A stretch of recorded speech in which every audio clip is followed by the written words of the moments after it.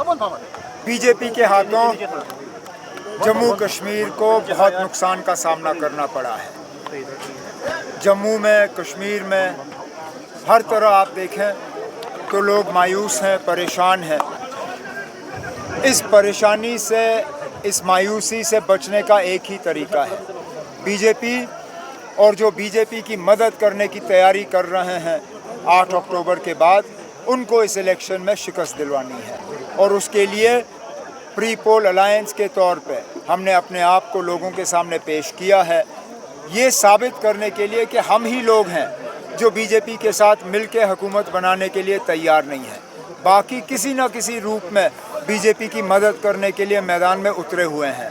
हमारी वोटरों से मोतबाना गुजारिश है कि अलायंस के उम्मीदवारों को यहाँ से कामयाब करके भेजें, ताकि हमें एक तो बीजेपी से जम्मू कश्मीर को बचाने का मौका मिलेगा, और यहाँ जो भी नाइंसाफ़ियाँ इस्तेसाल हुए हैं पिछले 8-10 साल से, उनको हमें दुरुस्त करने का मौका मिलेगा। केजरीवाल को बेल मिले सुप्रीम कोर्ट की तरफ से, मुबारक है उनको ना।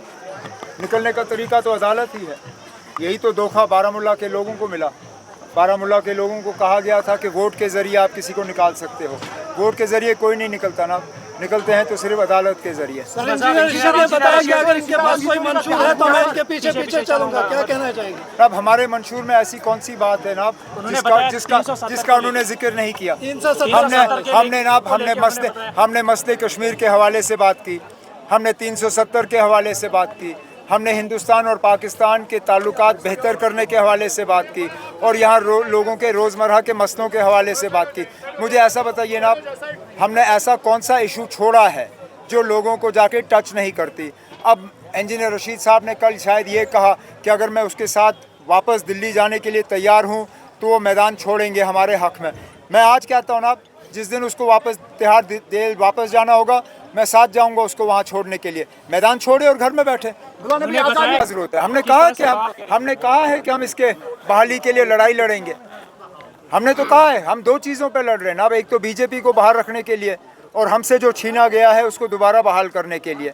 कल जब इंजीनियर रशीद साहब से एक सेमिनार में यही सवाल पूछा गया कि क्या वो बीजेपी की मदद करेंगे इलेक्शन के बाद, वो उस पर खामोश रहे।